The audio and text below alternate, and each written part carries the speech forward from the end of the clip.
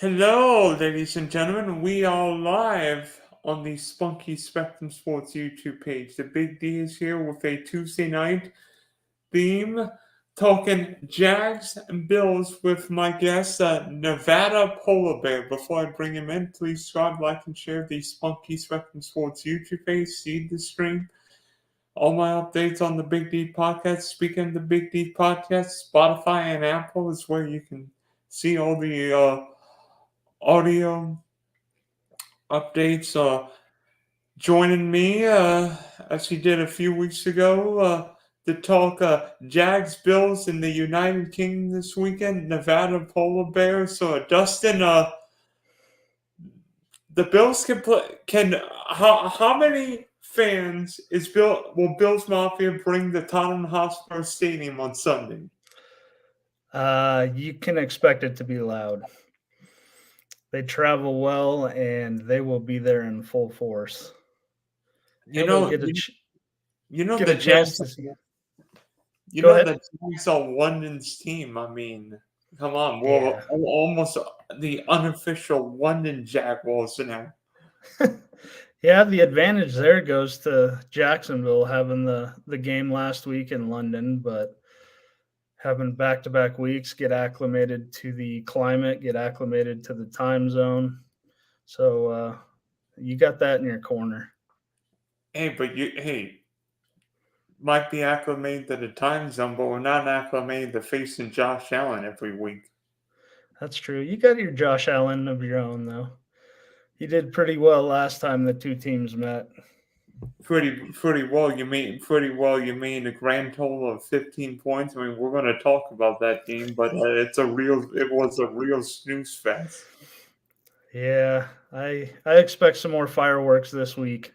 Yeah, I think so too. Speaking of fireworks, how about the Dolphins-Bills game where Buffalo turned two on the Miami and went bananas. I mean, in 2021, I thought Josh Allen looked like the most talented quarterback in football, and last year he regressed. And all of a sudden, this 2023 version of Josh Allen looks like the version I thought he was going to be last year. And my goodness, that might have been the best performance I've seen all year. I mean, 48-20. I mean, Josh Allen and the Bills making plays, 21-25 for 320, 4 touchdowns, and the Bills not needing Josh Allen to run the ball. You actually have a running game. I mean, James Cook can actually get a red zone touchdown. Yeah, it was interesting. At the start of the season, I think the Jets game was a fluke. Allen had 3 interceptions to Whitehead in that game.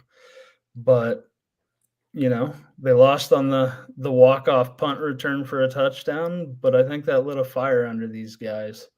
And, there are times and a lot of talk that Josh Allen is inconsistent at times, and he can be, but I think he's got that kind of Brett Favre dog in him because he tends to try to do too much a lot, and sometimes it pays off, sometimes it doesn't. Yeah, I mean, I almost look at week one like a continuation of the preseason because it seemed like a few teams stunk in week one. Like Seattle didn't know exactly what the Rams were going, and then look at what Seattle did to Daniel Jones last night. Couple teams like you knew San Francisco when the 49ers beat Pittsburgh week one. The 49ers looked going good, but I mean, that was just one of those games where I look back and like how the Bills lost. Like Kansas City lost one of those games to the Colts, but last 3 weeks the Bills have come out firing, scoring points, and not letting anybody score points. Yeah, 3 straight victories with 20-plus point margin in scoring, and I'd expect the offense to be firing on all cylinders this weekend against the Jags. The Jags defense has played a little bit better this season, I think, than in past seasons. But Josh Allen's a different beast. He's no Desmond Ritter. Yeah, I mean, it's a lot different going from Desmond Ritter to Josh Allen because there were a couple passes in the first London game where I think if Josh Allen's throwing those, it might be a touchdown the other way. Instead, they went for pick six. I mean, and but that shows what talent can do because one team's got a talented quarterback and the other team needs a quarterback. I think you could even see it last night with the Giants because Daniel Jones wasn't worth the 160 million New York paid him, and he is not good. I mean, first off, New York's offensive line bad, weapons even worse. Yeah, that game last night was a snooze fest. Seattle's defense is good, but I I think they got quite a bit more credit last night than they have in the past. You talk about the Like, I Giants. don't remember the Legion of Boom's defense getting 10 sacks in a game. Nope, 11 sacks last night. That was ridiculous, and a pick six. Yeah, but looking back to that Miami Buffalo game, I mean, it seemed like Steph Diggs called out the Bills for not giving him the ball in big spots, maybe not giving him weapons, but Steph Diggs came to play. I mean, that one play where he like spun around, got out of the tackle, and went for a touchdown was one of the plays of the day. On two defenders, no less. Yeah, I believe that one went for 55 yards for the touchdown.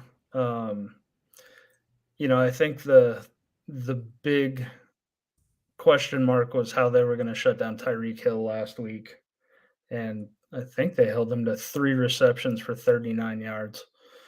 But the cheetah was locked in the zoo last week. Yeah, 3 for 58. 58.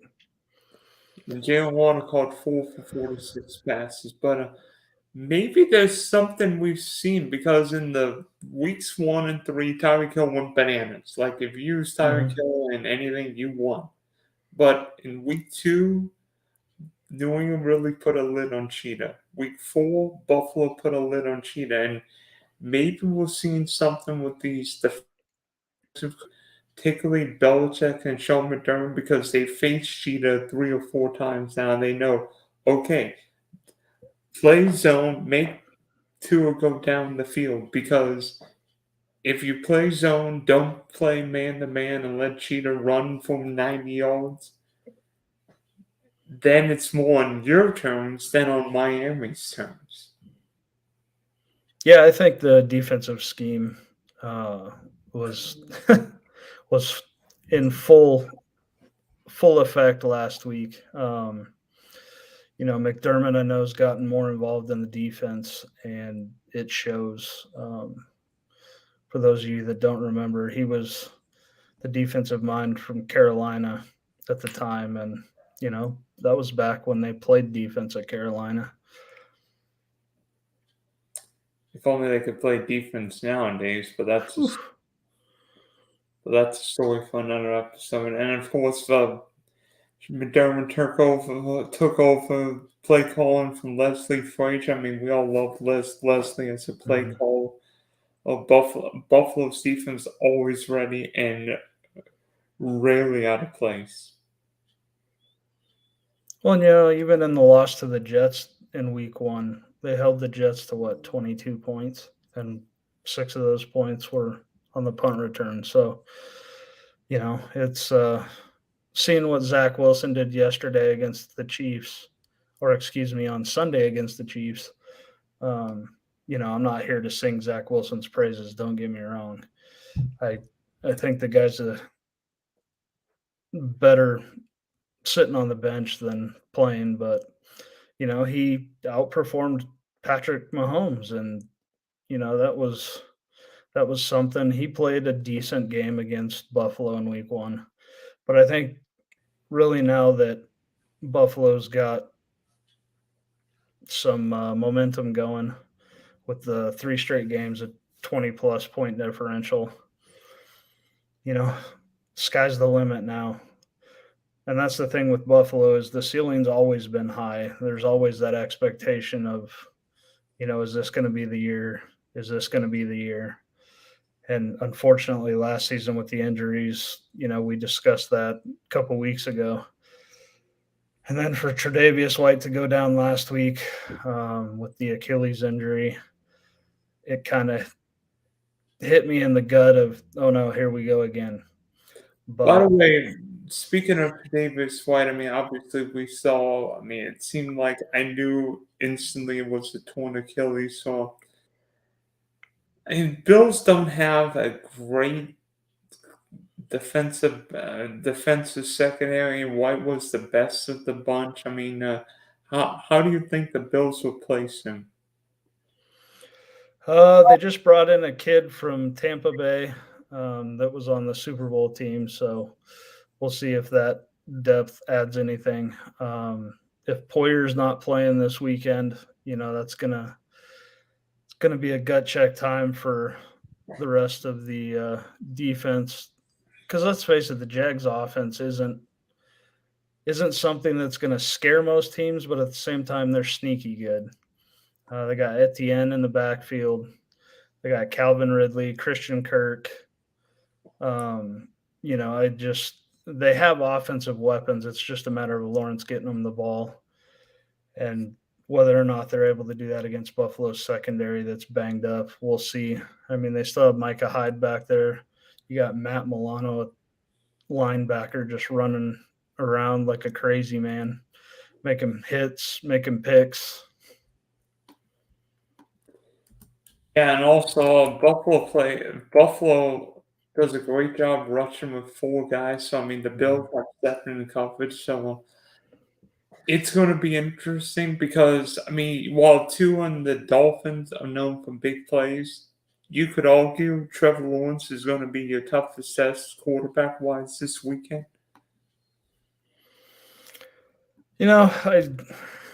It's tough.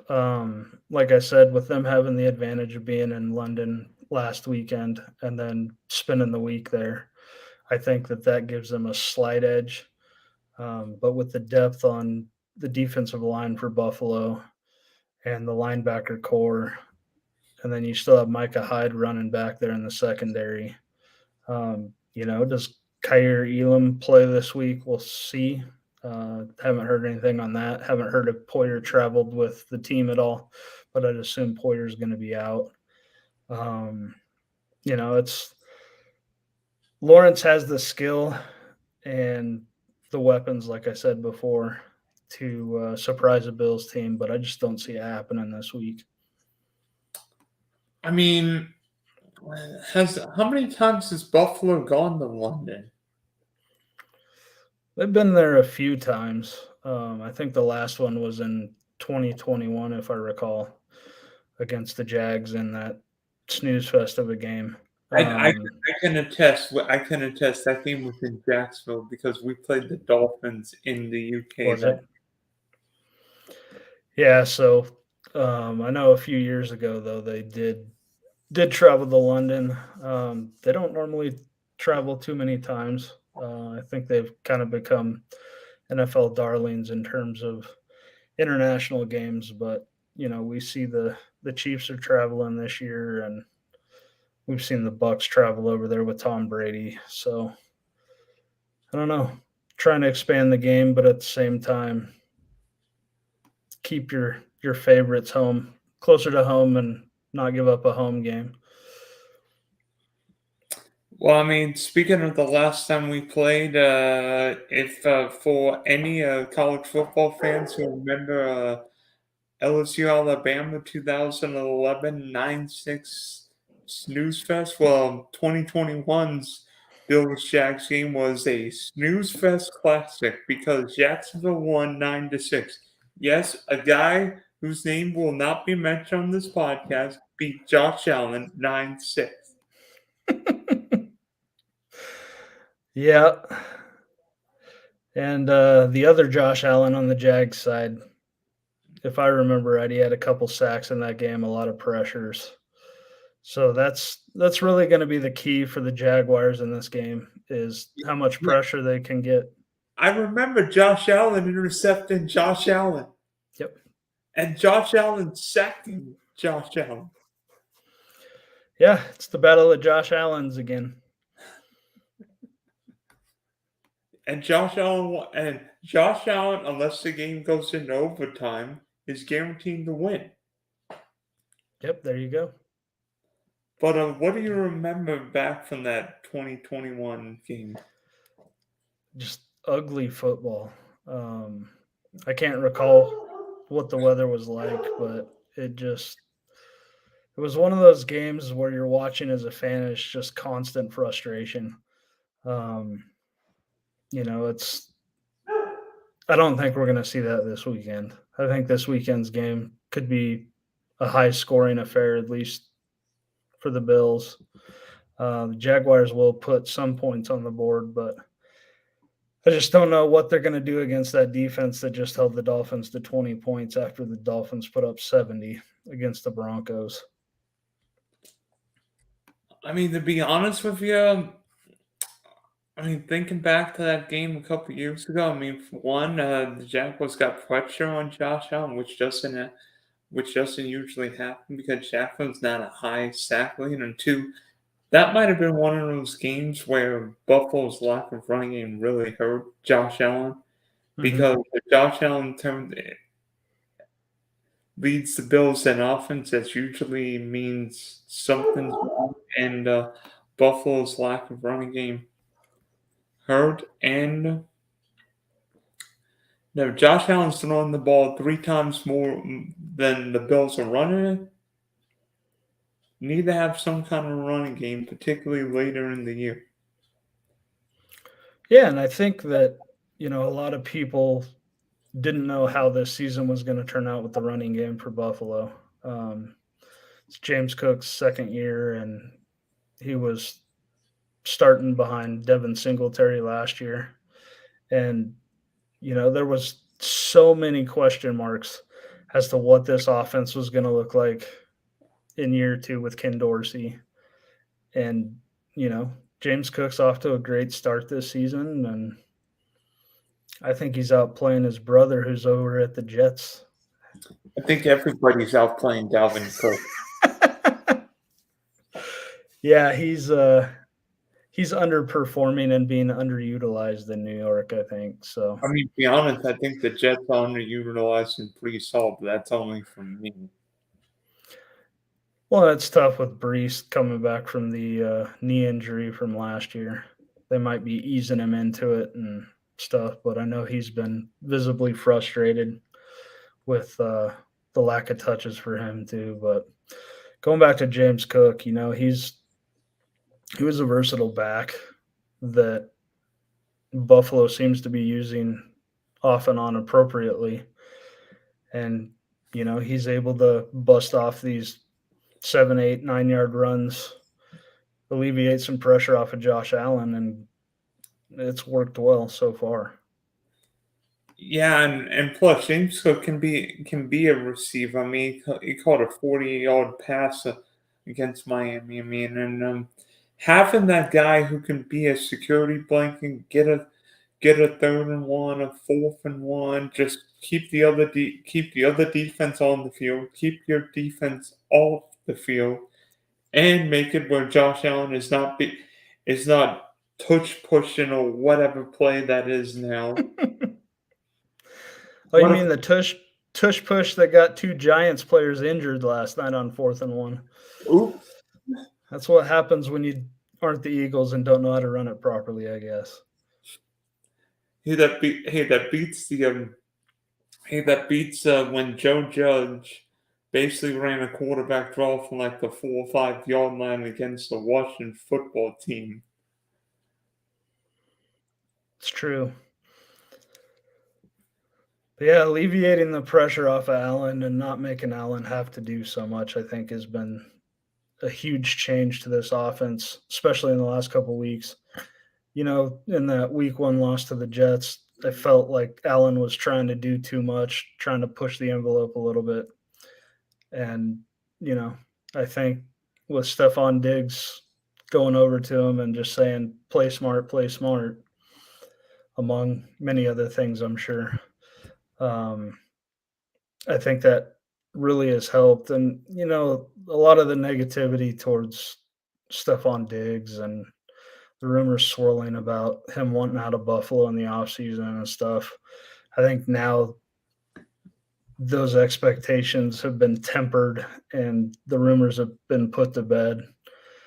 So it's really just go time for this offense now. I think every wide receiver is on edge because A, he wants to get paid, B, he wants the ball, C, he wants the ball, and D, he wants touchdowns. Simple. Yeah. Give me the ball, give me touchdowns. We're all happy, right?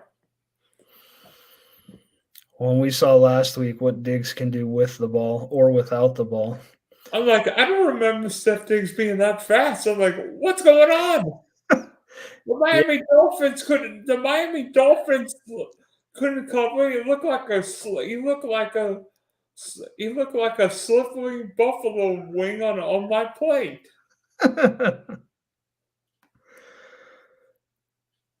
Yeah, and I think going into this game this weekend, the big push is going to be Von Miller's back at practice.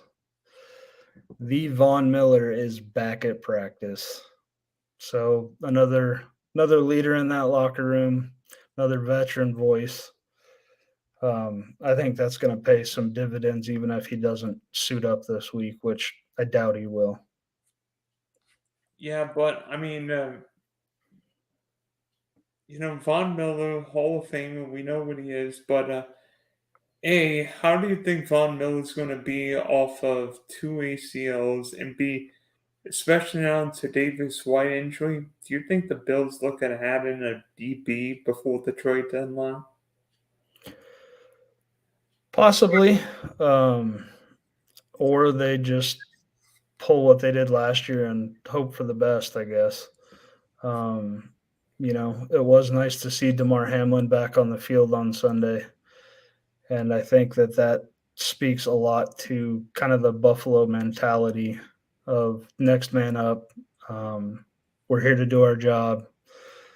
And, injuries happen, unfortunately, but I don't see Von Miller going, hey, it's 2 ACLs.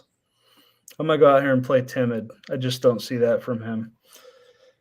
It's just not his mentality. It's not the team's mentality. Sean McDermott's a tough son of a gun. And I think he really employs that hard knocks attitude. Yeah, and plus, Von Miller's scares. So I don't care if he's with one leg, no leg, one arm, two arm. Von Miller scares the living bejeebers out of any offense. Yep. Who's also been key to the Bills' offense this year? I mean, Gabriel Davis was a big fantasy disappointment. Mm-hmm. But dealt with an ankle injury a lot last year, but this looks like the Gabriel Davis from that 4 touchdown game against the Chiefs. I mean, 361 catching touchdown, and Steph Diggs can't catch every pass in Buffalo, but if Gabriel Davis can make plays, make plays down the field, it means teams can't just double team Diggs, and now Gabe Davis can get single coverage against guys because he scored 3 touchdowns in his last 3 games. Well, and Stephon Diggs has said as much. If he wasn't there, he fully expects that Gabe Davis would be the wide receiver 1 in Buffalo. Fortunately, I was able to be at Arrowhead for that 4-touchdown performance in the playoffs. Yeah, it ended in a loss, but it was a sight to see. And the Kansas City fans that were sitting around us were just in awe of the talent that Gabe Davis has. You know, not many teams are able to say they've got 2 wide receiver ones on their team. I wonder how many teams could say they truly have 2 number ones. I mean, maybe not without this year's starter. I mean, Cincinnati would probably say so. Yeah, they've been underwhelming. Oh gosh, I'm like the Jamar bench. Chase is always open, always effing open. I mean, you could say Miami's got 2 number ones now with Yep. Tyreek Hill and Jalen Waddle. I mean, but Yep. Philly. Devontae Smith and AJ Brown. Mm-hmm. Oh yeah, and I think you play. Oh yeah, and I know you guys played them. I think week 12, if my memory serves me right. Yeah, I think we get them right after they play against the San Francisco 49ers, so that should be interesting. I don't know if that's the game before or after the Kansas City game. Yeah, let me look.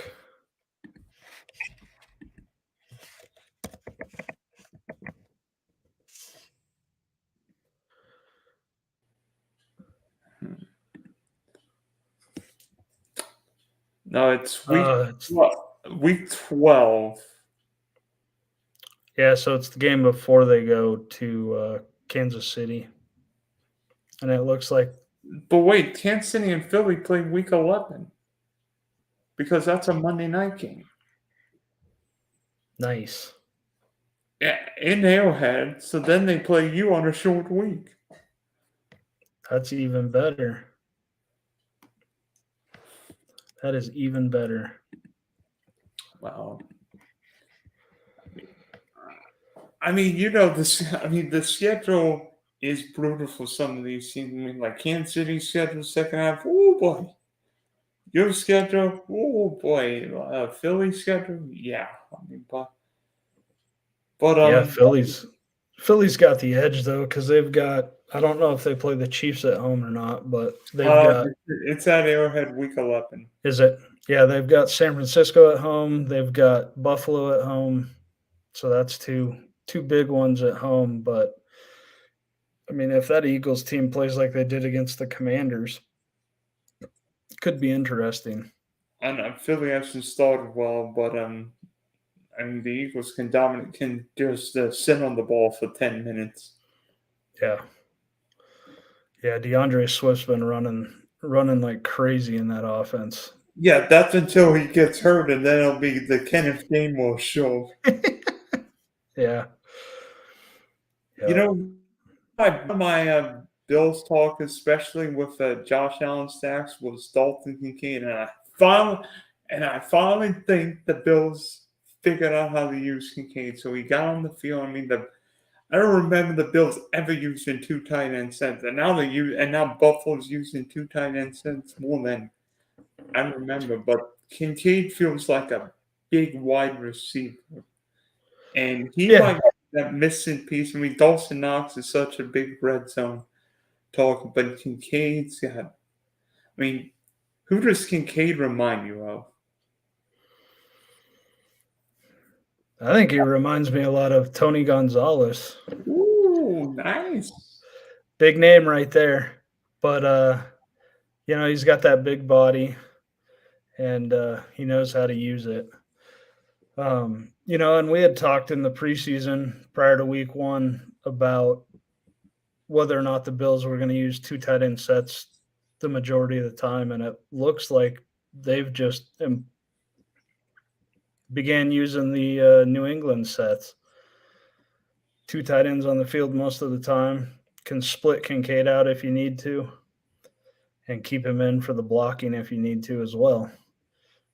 And that's one thing with the run game too.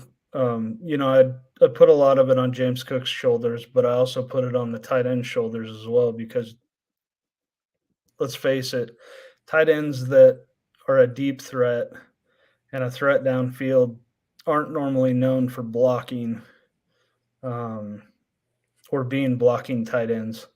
But I think that Knox and Kincaid have both been able to show that they can open those holes for Cook and get him through that line. Yeah, and Diggs can make plays, but Kincaid can make plays over the middle of the field because there's no real slot receiver. Like there's no Cole Beasley, no Christian Kirk, or main slot guy over the middle of the field. So maybe Dalton Kincaid becomes the proverbial slot target. Mm-hmm. Yeah, and it's going to be interesting kind of to see how that offense evolves down the road, especially once we get into the cold months and that November and December schedule for the Bills. I think you're going to see a lot more dump offs to the tight end from Allen. And we'll see how that translates to points and first downs. Excuse me. Yeah. So how do you think the game will go this weekend? Because I mean, I don't respect the 9-6 game in week 5. Obviously, Jacksonville's playing its second consecutive game in London. The Bills are traveling. So how do you think this game's going between Trevor and Josh? I think it's going to be close early on, maybe a back and forth score here and there.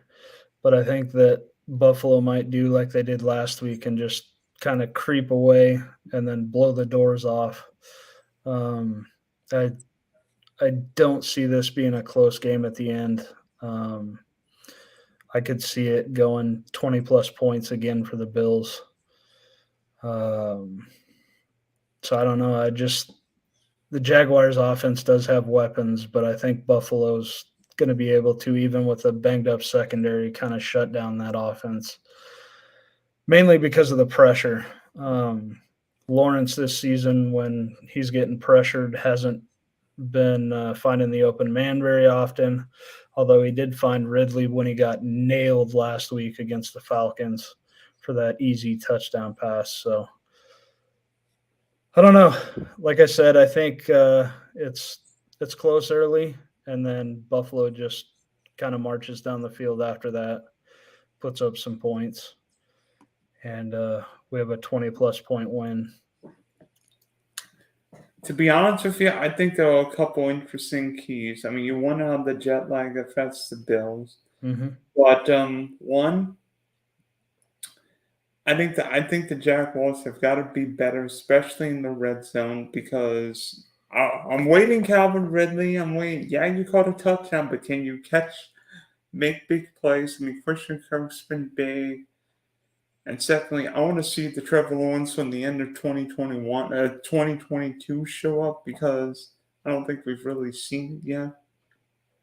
3, I think the Jags have got to get pressure on Josh Allen because if Josh Allen's getting the time he did the last 3 weeks, he could make any defense mincemeat. And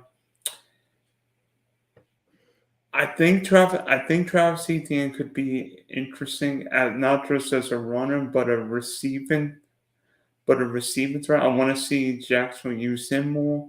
And then I look at Evan Ingram because, the middle of the Buffalo defense could be a little banged up. I think Evan Ingram can make plays. I remember Dan Arnold led the Jaguars in receiving when we played 2 years ago, and I'm like, this feels like an Evan Ingram 8-9 target game.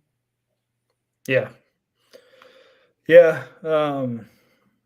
It'll be interesting, though, because with that linebacking core that Buffalo's got, with Milano and that young kid, Bernard, it's going to be interesting to see who covers Ingram the majority of the game. Milano's already got 2 picks this season. Last season, he only had 3 total. And one of those picks against the Raiders a couple weeks ago, he just crawled over the top of Josh Jacobs, the running back for the Raiders, and stole the ball from him. So it'll be interesting having the ability to cover in man coverage in zone. That linebacker core, I think, is underrated a little bit more than it has been in the past. And everybody thought Tremaine Edmonds leaving for Chicago was going to be a big deal. but you know, it hasn't been at all. Yeah, it just shows what happens when you draft, develop, and find guys. Plus, Matt Milano still plays football. Yeah. He's a man possessed on the field this season. Wants to get recognition because Matt Milano probably feels like no people don't think about him. Yeah, he's going to be the number one stud this game, I believe. And if he has a monster game like he's had the past couple weeks, I don't see this game being close. You know, to be honest with you, the Jaguars also have got to protect Lawrence because Buffalo's been coming after opponents. Like I think Sam Howell's still feeling the hits from the Buffalo game. Yeah, and Oliver, Leonard Floyd, Gregory Rosu. I mean, you guys haven't missed Von Miller at all. No, and it's been refreshing. The depth on that line. You know, we've got Tim Settle in there, Daquan Jones as well. The ability to rotate these guys in and out and keep them fresh, I think, helps. Will we see an 11-sack game like Seattle had last night against the Giants? I doubt it. Trevor Lawrence is a better quarterback than Daniel Jones. Yeah, I said. I hope he's a better quarterback. Otherwise, somebody's going to be in trouble. Yeah. I don't see an 11-sack game. A couple weeks ago against the Commanders, they put up 9 sacks on that defense. I could see between 6 and 9 sacks this weekend. Oh gosh, if that happens, and play Buffalo defense. Yeah. Like if you play Buffalo defense in week 3, 33 fantasy points that week. How many fantasy points did the Seahawks get last night? Enough to beat me when I had a comfortable lead. So. Oh no!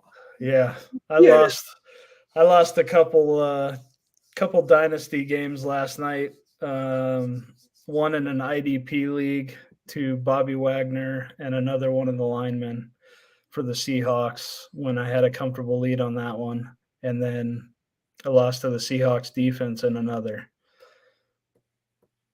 Yeah, I bet you Seahawks. I wonder if Seahawks captain would have won the Million Maker last night, but that's a story for another day. That's why I don't like defense in dynasty leagues. Yeah, it's interesting. I play in a couple dynasty leagues that there's defense and kickers, and it's interesting. Defense and kicker. So what if the kicker? So how do you like? I mean, if the kicker Will Lutz bombs a 51 yard, is that 4, 5, 6 points? Or if he missed one, it's like negative points. In one league, it's based off of yardage. Per yard, you get points. So it's a different beast. The 70-20 Miami game, I started Jason Sanders, and he got me 35 points off of 10 extra points.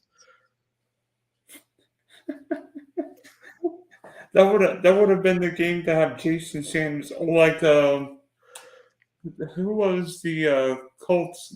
Who's the Colts kicker now? I'm not sure. But he made 5 field goals against the Ravens. Mm-hmm. And that's why we don't play kickers in Dynasty, folks. because chaotic things happen. You might be sleeping on Sunday or Monday night, and all of a sudden the Jet returner takes one to the house, and all of a sudden a comfortable win turns into an L, and I'm like, what is this? What is this? Yep. By the way, both of our teams have been victims of long special teams touchdowns this year because The Jets took one to the house against you guys week 1, and the freaking Houston Texans took a kickoff back against by Jaguars in week 3. Yeah, that's a young team that surprised a lot of people. Yeah, The Texans team is playing. for some reason, the Jaguars can't beat the Houston Texans, no matter who the quarterback is. Steelers can't beat them either. Well, the Steelers couldn't beat anyone right now.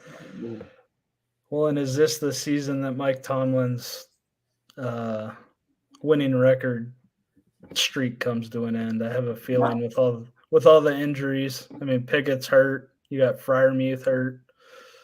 It's going to be interesting. That offense is not very good. With Matt Canada coaching the offense. Yeah. I mean, right now,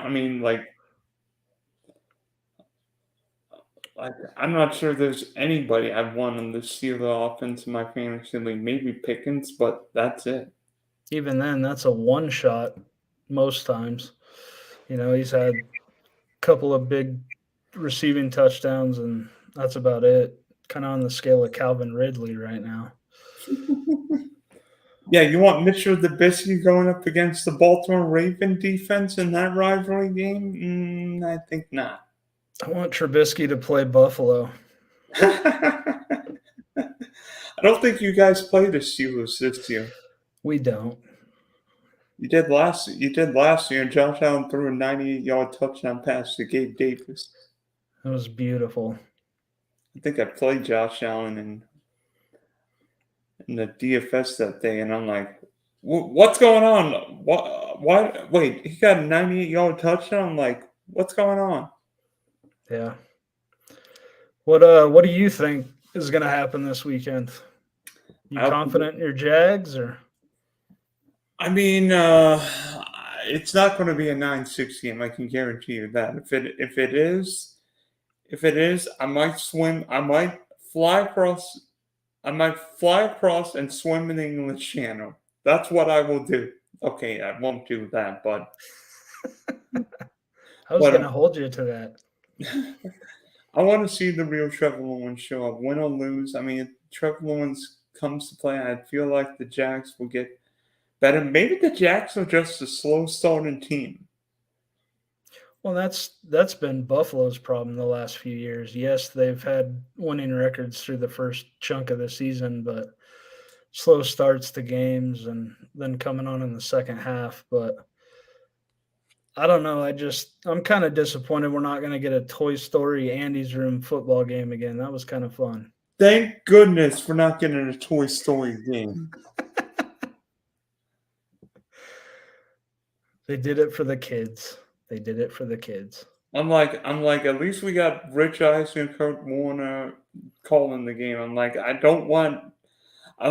is Buzz Lightyear going to throw a touchdown pass against us? It was great, though. The goalposts were wood blocks and fell down every time a kick went through, and the afterburners went on that pick six. Yeah, maybe they should have Inspector Gadget for Ravens Titans next week. Yeah, I don't know what your thoughts are on the international games, but I'm enjoying them. If anything, it's an excuse to watch 4 football games over the course of a day. So, I mean, the only problem with the games is that we have to set our alarms 3.5 hours early. Yeah, it's not as bad as it is out here on the West Coast, though. Up at 6:30 a.m. to watch it. Oh, I've got a better one. How about Hawaii, though? Oh, there you go. I'm like, well, then again, people in Honolulu might just be getting home from the night. Just stay up. Yeah, you remember like you guys are fortunate for like the Olympics when it's like in Tokyo, Beijing, when you guys can just watch it live. Here it's bad because some of the times are like 3 a.m. I'm like, what am I doing at 3 o'clock in the morning? Yeah. Luckily, there's no football on that early. If there was, we'd be up watching it, though. Yeah, like a 3 a.m. You imagine the NFL went to Sydney, Australia, or find me another random place. Shoot, I'd like to see him expand out to Australia. The NHL did that this year and was met with open arms. So who knows? At this rate, yeah, at this rate, the koala's going to run an out route. I've got one question for you, Dylan. Yeah. Do you think that there will be an NFL team in London or some other part of Europe within the next 5 years? Didn't think you would ask me the question. That's usually my job. I think if the Jags get a new stadium, no. But if the Jags don't get maybe not a new stadium, an enhanced stadium, no. I know think what it you're would. saying because of the Jags playing so many games in London, but I don't think the Jags will leave in because the owners put in a lot of money to refurbish downtown. Yeah, the Jags are going to London every year, but I don't think the London Jaguars will be a team because you imagine if the Jags played the Seattle Seahawks. Lord knows the travel from London to Seattle. Yeah. Yeah, I just think it's something that NFL fans need to think about is what's the main goal with the NFL expanding into London, into Frankfurt, Germany, into Mexico City. I think at some point we are going to see an international team. I just don't know if it's going to be an expansion team, a pair of expansion teams, or if it's going to be an existing team like the Cowboys. Let me tell you this: Jerry Jones is not moving to London. No, but it would be fun. The Cowboys are worth $9 billion. I think Jerry Jones would need about $50 billion for that to happen. I want to know when the NFL is going to send them over the pond. That's a good question. Thinking Ravens Titans next week. Dolphins Chiefs week 9. Colts Patriots week 10. At least there are a couple games with reasonable quarterbacks because week 10 looks like a fiasco in Frankfurt. That Dolphins Chiefs game should be wild. Oh boy, Tyreek Hill revenge game. Could we see a 70-63 score? What was that Monday night game between the Chiefs and Rams? I want to say the final score was like 54-51 or somewhere in that ballpark. Looked like the Ole Miss LSU game last week. Oh yeah, that was a wild one. Yeah. I'm like some of these games turn into points, and then we get like last night where the Giants couldn't even move the ball and kick one field goal. Yeah, last night was more of a Thursday night game, it felt like. Speaking of Thursday night games, Bears Commanders this week. I'm sure Al Michaels, Kirk Home Street are really excited to do this game because last year's Thursday night game between these teams was Snoo Fest, and this one might top it. Yeah, watch it be one of the most exciting games of the weekend. Yeah, and this is the game where the Bears win and save Matt Eberflus's job. I don't think that a win is going to save his job. By the way, speaking of saving job, if Justin Herbert didn't throw that bomb to Josh Palmer, I think his coach might have been fired. Yeah. I mean, how can the Chargers be so pathetic? I mean, 4th and 1, 25 week and a half ago, and almost give Minnesota the win, and then 4th and 1, and then why are you doing the touch push when Justin Herbert just broke his finger? Yeah. Well, that's wild. That was back-to-back weeks for the Chargers of interceptions near the end zone to seal the victory. And then something Junior just went down because he could have run forever. He could have run, maybe scored, and closed the game. Instead, the Raiders almost got the ball back. Yeah. Luckily, the Bills and Jaguars don't have to worry about coaching for the next couple of years, I don't think. So, Thank you. Or quarterbacks. Or quarterbacks. Because there were a few teams looking like they need a quarterback. Maybe a couple, at least one in your division. Yeah. We won't mention any names, Mac Jones. Yeah, fumbling and pick six into the other team, right? Hey, so what? You guys have to play the Cowboys week 15. I'm not scared. Oh, yeah. Josh Allen in December, right? Yeah. Is that game in Buffalo or is it in Dallas?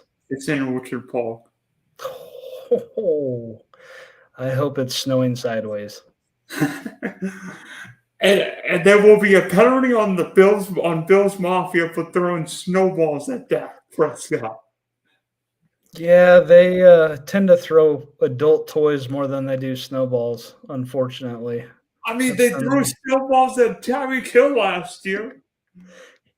Yeah. They almost got flagged for that, too. Yeah, I think going back to us talking last time about the Bills' late push, I think if they continue to rack up the wins in the first half of the season and kind of go into it with some momentum, I think that they can really put a stop to two NFC East teams that they face. The Chiefs, that game's always comes down to the last possession, it seems like, and I don't know why the Chiefs continue to get home games against Buffalo, but it's only going to get worse with Taylor Swift there, I'm sure. Yeah. The one good thing about Buffalo this year, you guys are going to be coming off a bye before the Kansas City game. So maybe Taylor Swift songs will be redundant by week 14. They're probably going to blast them in practice. Oh yeah, it'll be like FSU Miami. It'll be like FSU Miami week where like they do the tomahawk chop. Yeah. All right, Dustin. Thanks for hopping on. Wish you Bills well, and hopefully we end up. Hopefully this game ends up 50-48, one way or another. I'd be all right with that.